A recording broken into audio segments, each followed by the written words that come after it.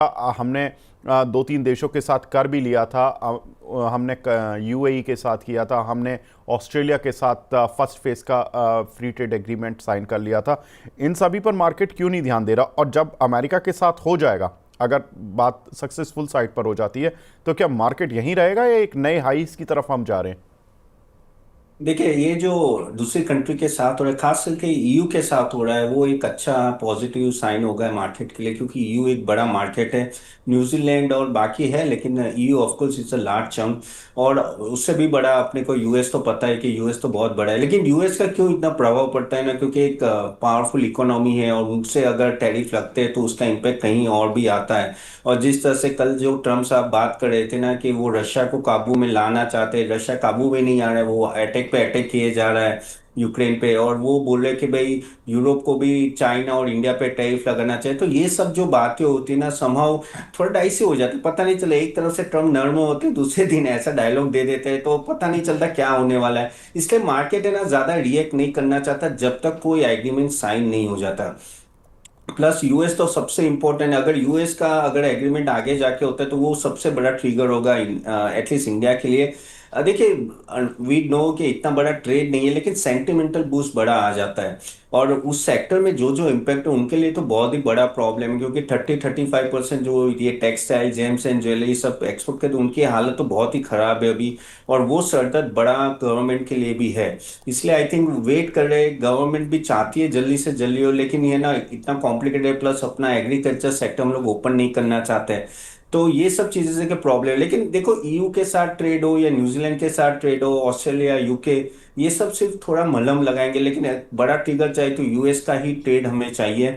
और चाइना के साथ भी होगा, लेकिन धीरे धीरे होगा तो ऑफ कोर्स। लेकिन वो आई थिंक नवंबर एंड तक राह देखनी पड़ेगी। पीयूष गोयल जी ने बोला था कि शायद नवंबर एंड हो जाए। तब तक आई थिंक ये सब छोटे न्यूज से मुझे नहीं लगता कि इतना बड़ा ट्रिगर। हाँ, 100-200 पॉइंट की रैली ऊपर नीचे हो सकती है, but it can not be a game changer. तो ये जरूर बात है सर। ऐसे में जो एक्सपोर्ट ओरिएंटेड कंपनीज हैं, जो 2 महीने से बहुत पेन झेल रही थी, और एक्सपोर्टर्स की एक मीटिंग भी होने जा रही है आरबीआई गवर्नर के साथ, जिसमें कि ये माना जा रहा है कि वो कुछ बड़ा पैकेज एक्सपोर्ट कंपनियों को दे सकते हैं, जो भी वो कर सकते हैं पैकेज के टर्म्स में। उनके दो तीन चीज़ें हो सकती हैं। उनको इंटरेस्ट सबवेंशन मिल सकता है, उनको लोन देने में जो लोन की अदायगी है उसमें कुछ मोरेटोरियम मिल सकता है, इस तरह की चीज़ें हो सकती हैं। आरबीआई क्या बूस्ट देगा, उस पर डिपेंड करेगा। दूसरी चीज सर, कि क्या कुछ आपको लगता है कि अमेरिका की डील और ये दुनिया भर की जो डील हो रही है, फ्री ट्रेड एग्रीमेंट और ट्रेड डील्स, इनसे क्या एक्सपोर्ट शेयरों पर अब फोकस करें, अभी भी डोमेस्टिक प्ले पर ही रहना है?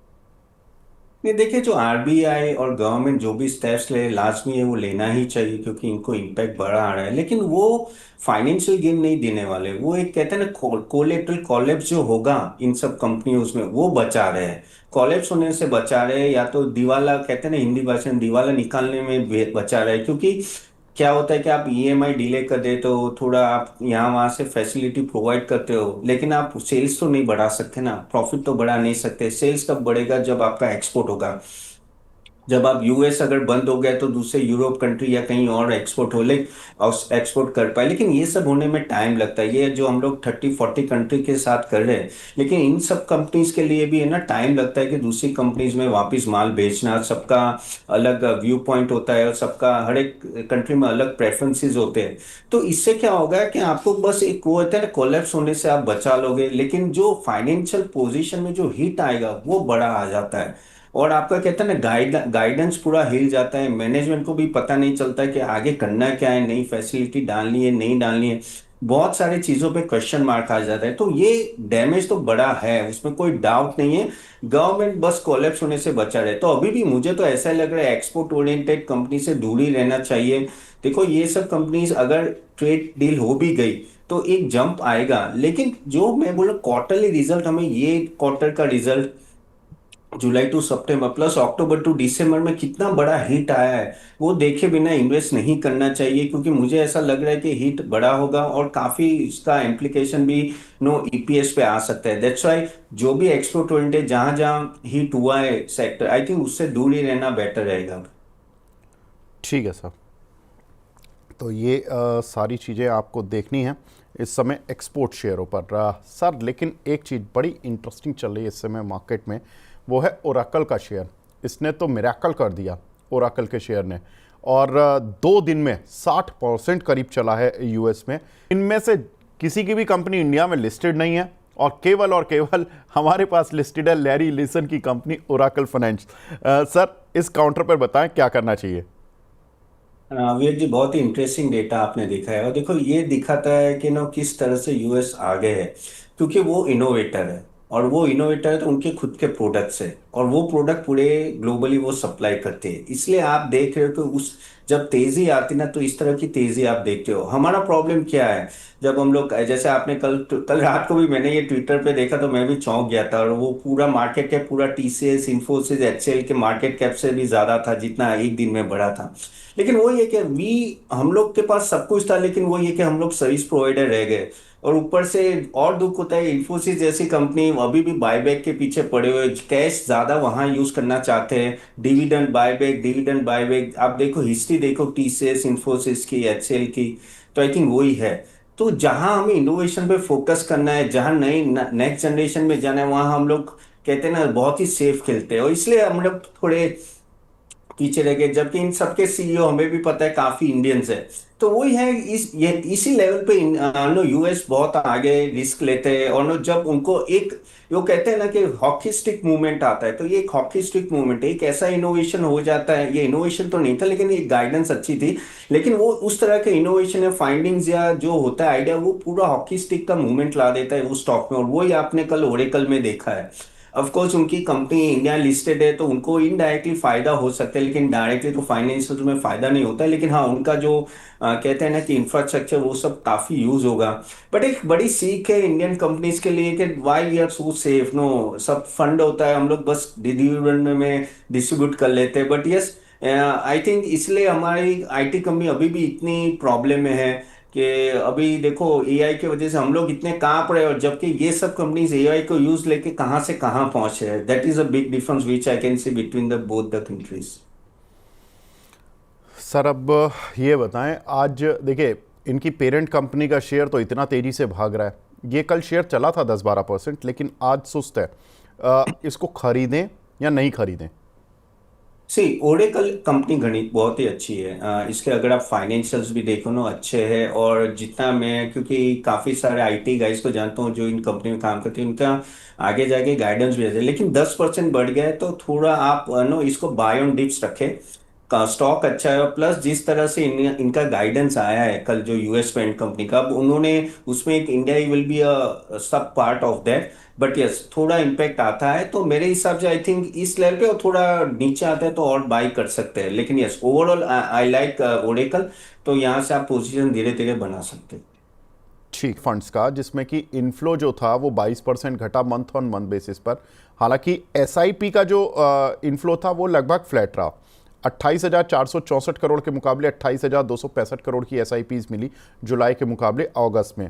सर इसको एक सीजनल या एक वन ऑफ कह सकते हैं कि अगस्त का जो महीना था थोड़ा सुस्त था, इससे एएमसी शेयरों पर फर्क नहीं पड़ना चाहिए, या इनको ये मानते हुए कि थोड़ी सुस्ती आ गई है तो एएमसी शेयरों पर आपकी राय और इस डेटा पर आपकी राय सर।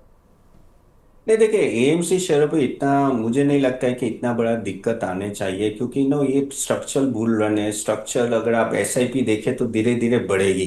हाँ, 1-2 महीने बीच में आ सकते हैं कि जहाँ थोड़ी सुस्ती, और ये तो बहुत ही कम, थोड़ा ही डाउन है अगर एसआईपी फॉर्म में मैं बात करूँ तो। हाँ, वो 22% आपको दिखा है, लेकिन वो क्या है, सीजनलिटी का भी इम्पैक्ट आता है। मार्केट थोड़ा वीक होता है तो थोड़ा कुछ लोग निकलते हैं। लेकिन जैसे थोड़ा अगर ये ट्रेड वॉर का सिचुएशन ठीक हो जाती है, हमारी जनवरी से अगर अर्निंग सीजन अच्छी लगने लगती है, तो आई थिंक ये वापस फ्लो आएगा। तो मुझे इसमें कोई प्रॉब्लम नहीं दिख रही। आई थिंक अगर ये एचडीएफसी, एएमसी हो या निपोन हो, अगर आपको थोड़ा नीचे भी मिलते हैं ना, आई थिंक इसके वजह से, तो आई थिंक ये एक अपॉर्चुनिटी ग्रैब करने की, क्योंकि ये स्ट्रक्चरल मुझे लग रहा है एक बड़ा ट्रेंड है। और आई थिंक इसमें ये स्टॉक्स सब अच्छा करेंगे, क्योंकि यहाँ से एयूएम बढ़ने वाला है, कम तो मुझे नहीं लगता होगा। तो I think yes, one should invest at this level also. और थोड़ा डीप आता है तो धीरे धीरे आप इसको एक्यूमुलेट कीजिए, एक साथ मत कीजिए, स्टैगर्ड में कीजिए, क्योंकि अभी भी बादल छाए हुए हैं, तो थोड़ा टाइम तो लगेगा।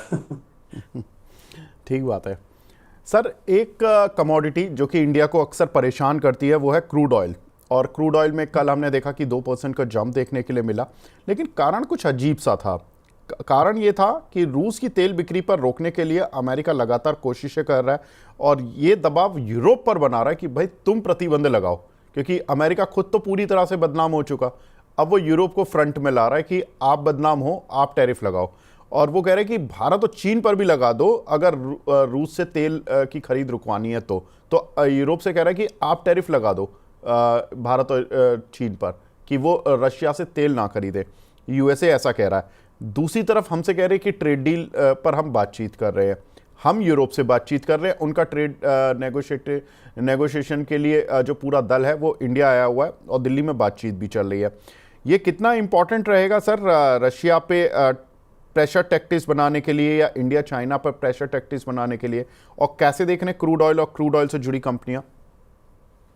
जी विवेक जी, ट्रम्प साहब ने ऑलरेडी एक बार 50% जो इंडिया पे लगा था, ऑलरेडी वो काफी बदनाम हो रहे हैं उसके लिए। और अभी वो रिस्क लेना नहीं चाहते और यूरोप को बोले, देखो यूरोप को अगर लगाना होता तो प्रॉपर लगा दिया होता। यूरोप की इतना बड़ा एलएनजी खुद इंपोर्ट कर रहा है, तो वो किस मुंह से लगाएगा मुझे भी पता नहीं है, क्योंकि हमसे भी ज्यादा एलएनजी वो इंपोर्ट करता है। प्लस अगर वो चाइना और इंडिया से भी अगर दुश्मनी ले लेगा तो फिर उनको भी बड़े मार्केट है दोनों, तो वहां उनको भी प्रॉब्लम होगी। मुझे नहीं लगता लगेगा, अगर लगता है तो बहुत बड़ा प्रॉब्लम है, क्योंकि एक्सपेक्टेशन तो नहीं है कि यूरोप लगा पाएगा, क्योंकि यूरोप की हालत भी इतनी टाइट है। वो कि नंबर 1 इकोनॉमी नहीं है, हमें भी पता है। वहां के अगर यूके की देखो हालत, फ्रांस की हालत देखो, इटली की उतनी अच्छी हालत नहीं है। तो मुझे नहीं लगता ये होगा। प्लस यूरोपियन दल तो यहाँ बैठा हुआ है नेगोशिएशन के लिए, तो आई थिंक ये यूएस अपने एंड से ट्राई कर रहा है। लेकिन दोनों तरफ ना, दोनों फेसेस, एक तरफ से टैरिफ लगाने की बात करे, दूसरी तरफ से ये बोल रहा है मोदी मेरा दोस्त है और वो सब। तो ऐसा ये यूएस तो ऐसे ही डील करेगा। लेकिन आई थिंक यहाँ से लगता तो नहीं है कि कुछ होना चाहिए। हाँ, लेकिन अगर हुआ तो फिर वापस एक जियोपॉलिटिकल बहुत बड़ा इशू हो जाएगा और मेनली डिप्लोमेसी में बहुत बड़ा इशू होगा। तो लेट्स वेट एंड वॉच। लेकिन अभी तो उतना इम्पैक्ट दिख नहीं रहा है, क्योंकि यहाँ अगर मार्केट भी देख रहा है कि ये चांसेस कम है होने के। ठीक है सर। आईओसी, एचपीसीएल, बीपीसीएल, इनमें कोई आपकी पसंद? सी आईओसी, एचसीएल, ये सब मुझे तो अच्छे लग रहे हैं। रीजन एक ही है कि नो, ऑनेस्टली मुझे लग रहा है कि ऑयल 75 के नीचे नेक्स्ट 1-2 साल तो रहेगा ही रहेगा। उससे ज़्यादा बढ़ेगा नहीं, 70-75 के नीचे रहेगा, क्योंकि जिस तरह की हालत है अभी। एंड थोड़ा ये जो टैरिफ वॉर चल रहा है, यूएस इकोनॉमी धीरे धीरे स्लो होगी लग रहा है मेरे को। और नो, ओवरऑल अभी भी इतने सारे जियोपॉलिटिकल क्राइसिस और वो सब चल रहा है, तो 70-75 के नीचे रहेगी। तो ये मार्केटिंग कंपनीज को बहुत टाइम के बाद फायदा हो रहा है, उनके मार्जिन स्टेबलाइज हो रहे हैं। और अगर आप देखो लास्ट क्वार्टरली रिजल्ट भी देखो, तो बीपीसीएल का और एचपीसीएल का नो मार्जिन भी अच्छा रहा। तो मेरे हिसाब से I think if you ask me कौन से, तो मुझे बीपीसीएल एचपीसीएल दोनों अच्छे लग रहे हैं। आई थिंक ये स्टॉक्स नो, आई थिंक ये एटलीस्ट 2-3 क्वार्टर आपको नो अच्छा रिजल्ट दे सके और मार्जिन में भी इंप्रूवमेंट यहाँ दिख रहा है। तो यस, ये दोनों स्टॉक मेरे रेडार में लेंगे। ठीक है सर। एक काउंटर देखिए, जुपिटर वैगन, आज इसको एक ऑर्डर मिला है जिसकी वजह से काउंटर में एक अच्छा खासा जंप देखने के लिए मिल रहा है। 113 करोड़ का ऑर्डर है, इंडियन रेलवे से मिला है कंपनी को। लेकिन बात यह है कि पिछले अभी कुछ दिन पहले ही इस कंपनी को एक ऑर्डर मिला था वंदे भारत से। और ये जितने भी अब ऑर्डर मिल रहे हैं इनको, ये रेल व्हील फैक्ट्री के लिए मिल रहे हैं, जहाँ पर कि ये कंपनी काफ़ी बुलिश भी थी, कंपनी उस पर काम भी कर रही थी काफ़ी ज़्यादा। अभी तक तो वैगन से जुड़े हुए ऑर्डर मिलते थे, अब रेल व्हील से जुड़े हुए ऑर्डर मिल रहे हैं। उसका ये फ़ायदा कंपनी उठाने लगी है और लगातार ऑर्डर मिलना इस कंपनी के लिए, जो मैनेजमेंट होता है, जो वो सोच रखता है कि हम एक पर्टिकुलर नया विंग खोल रहे हैं, अपना नया सेगमेंट खोल रहे हैं, वहाँ पर उनको ऑर्डर मिल रहे हैं और उसकी वजह से ये काउंटर बहुत अच्छा मूव कर रहा है। ऑर्डर की वैल्यू पर मत जाइए, इनके नए विंग पर जाइए जहाँ पर कि ये कंपनी ऑर्डर लेना शुरू कर चुकी है। सर, ये कितना बड़ा विंग इनके लिए बन जाएगा और क्या कुछ जुपिटर वैगन पे दाव लगाना, क्योंकि लोगों ने इसमें कमाया भी बहुत और गंवाया भी बहुत इस काउंटर में पिछले 2 साल वैगन जी। या जुपिटर वैगन जेडब्ल्यूएल की सर। बात जी बताएं। हाँ, जुपिटर वैगन की बात करें तो अभी अपने टॉप से तो काफी डाउन है, ऑलमोस्ट 55% डाउन है। द रीजन एक है कि ना कि इनका ऑर्डर बुक बहुत बड़ा है। अगर मैं दोनों की बात करूँ, जुपिटर ले लो या टिटागरा ले लो, लेकिन इनका प्रॉब्लम ये है कि इनकी सप्लाई जो चाहिए व्हील सेट और वो सब का प्रॉब्लम बहुत ही आ रहा है। लास्ट क्वार्टरली आप देखो तो बहुत ही शार्प फॉल था प्रॉफिटेबिलिटी में, क्योंकि व्हील सेट का सप्लाई नहीं मिला था दोनों हम्म। टिटागरा और जुपिटर में।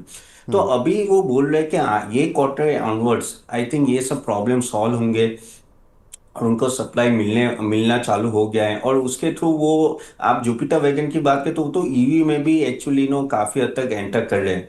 तो हम्म। अभी ये व्हील सेट की जैसे कैपेसिटी नॉर्मलाइज हो जाएगी ना, आई थिंक इन सब कंपनीज में क्वार्टरली रिजल्ट अच्छे आने लगेंगे। और यही मुझे यहाँ दिख रहा है। नहीं तो देखो इतने अच्छे ऑर्डर्स, लेकिन स्टॉक्स इतने भी नहीं भागे। स्टॉक्स अभी भी 50% डाउन अपने टॉप से, यानी दिखा रहा है कहीं ना कहीं ये जो सप्लाई का इशू है वो सॉर्टेड आउट नहीं हो रहा है। लेकिन ये जैसे सॉर्ट आउट होगा, जो मुझे लग रहा है एक दो क्वार्टर में हो जाएगा, ये स्टॉक्स अच्छे खासे मूव होने चाहिए। बाकी इनमें और कोई प्रॉब्लम नहीं है। अगर आप देखो तो बहुत ही अच्छी ऑर्डर बुक है, ईवी मोबिलिटी में भी आगे है। 9,000 LHB एक्सेल्स का भी इन्होंने कॉन्ट्रैक्ट कर दिया है, और कुछ नए शोरूम्स भी वो बेंगलुरु में ओपन हो रहे हैं। तो आई थिंक सब पॉजिटिव है। बस वही है कि किस तरह से उनको जो रॉ मटेरियल यानी व्हील सेट अगर मिल जाता है तो आई थिंक प्रोडक्शन सही हो जाएगा। तो ऑफ कोर्स ये लेवल अच्छा है, क्योंकि अगर आप देखो valuation point of view, both मैं तो टिटागरा भी ऐड कर दूंगा इसमें, दोनों अच्छे लेवल पे मिल रहे हैं। तो थोड़ा लंबा समय हो तो इसमें निवेश कर सकते हैं। ठीक है सर। तो जुपिटर वैगन पर निवेश कर सकते हैं अगर लंबे समय के लिए करना है। सर एक चीज़ जो कि हमने देखा कि जीएसटी का बेनिफिट हमने एफएमसीजी कंपनीज पर आते हुए देखा था, एफएमसीजी इंडेक्स चला, लेकिन साथ साथ नेपाल में एक दूसरा आंदोलन चला जिसकी वजह से वहाँ पर पूरा इंटरनल रिस्क क्रिएट हो गया। जो एक मैक्यूरी की रिपोर्ट आई है जिसमें कि उन्होंने कहा कि ये चैलेंजेस थोड़े से इंडियन एफएमसीजी कंपनीज के लिए अच्छे नहीं हैं। गोदरेज कंज्यूमर का जो ओवरऑल एक्सपोजर है वो इंडोनेशिया में ही करीब 14% है, क्योंकि इंडोनेशिया में भी सोशल अनरेस्ट काफ़ी चल रहा है। और दूसरा कि डाबर की जो 8% सेल है पिछले साल वो नेपाल से आई थी। इन दोनों कंपनियों पर सर आपका व्यू कुछ, क्योंकि हमने देखा कि आईटीसी में, और मैं पूछूंगा 3% सेल इनकी नेपाल से है। आईटीसी, डाबर और गोदरेज कंज्यूमर, इन तीनों पर क्या करना चाहिए अब?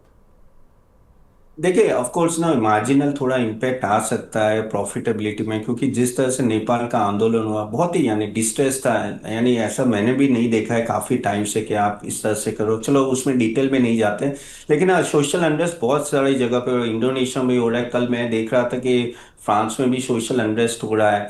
तो ये सब सिचुएशन ऑफ कोर्स ना वर्ल्ड इकोनॉमी के लिए भी अच्छे नहीं, खास करके इन सब कंपनी जिनके एक्सपोर्ट होते हैं। लेकिन जो फिगर आपने बताई आईटीसी के 3% और ऑफ कोर्स डाबर डाबर का 8% है। डाबर अभी थोड़ा मूवमेंट होना चालू हुआ था, लेकिन वही है कि इसका थोड़ा इम्पैक्ट आएगा। तो थोड़ा एक आध क्वार्टर में इसका इम्पैक्ट आएगा। लेकिन नेपाल की situation I think with in may be 2-3 weeks में थोड़ी स्टेबल हो जाती है।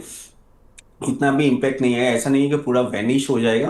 बट हाँ अगर आप देखो तो नो आधा ऑलमोस्ट 50% का डायरेक्ट हिट आ सकता है इसमें, उनका जो कंट्रीब्यूशन है उसमें। तो मेरे हिसाब से थोड़ी नरमी रहेगी कोई 1-2 वीक तक, लेकिन बाद में आई थिंक एफएमसीजी जिस तरह से अभी डिमांड में है और जिस तरह से जीएसटी का बेनिफिट है, आई थिंक डोमेस्टिक लेवल पे काफी हद तक ओवरकम हो जाएगा। सो लेकिन अगर आप मुझे बोलो एफएमसीजी में कौन से स्टॉक्स लें, तो आई थिंक फिर भी मैं गोदरेज कंज्यूमर और I think Marico, Tata consumer, वो स्टॉक्स में ज्यादा प्रीफर करूँ, क्योंकि वहां मुझे डबल डिजिट कंपेरेटिवली ग्रोथ दिख रहा है। तो आई थिंक वो स्टॉक प्रीफरेबल रहेगा। इन लोगों को थोड़ा इम्पैक्ट आएगा, लेकिन आई थिंक फिर दे विल रिकवर। ठीक है सर। एक और खबर जो कि हमने देखा कि बड़ी इंपॉर्टेंट है एक आम आदमी के लिए, आज से लोग रिटायरमेंट ले रहे हैं, मिनी रिटायरमेंट इंडिया में, और ये एचएसबीसी की बड़ी इंटरेस्टिंग रिपोर्ट है। लोग कह रहे हैं कि भाई रिपोर्ट कह रही है कि काम करते करते कुछ लोग जो 40 से 45 साल की उम्र का वर्ग है वो एक ब्रेक ले लेता है काम से, यानी कि रिटायरमेंट नहीं लेता, 1 साल 6 महीने का एक ब्रेक ले लेता है, नौकरी छोड़ देता है। बिजनेस तो खैर नहीं छोड़ सकते, नौकरी छोड़ देता है, आराम से फैमिली के साथ रहता है, नहीं तो अपने जो उसके पर्सनल पैशन हैं उन पर काम करने लगता है, नहीं तो घूमने निकल जाता है। तो 32% लोग हैं जो कि फैमिली की वजह से नौकरी छोड़ देते हैं कि आप कुछ वक्त मैं अपनी फैमिली के साथ बिताऊंगा।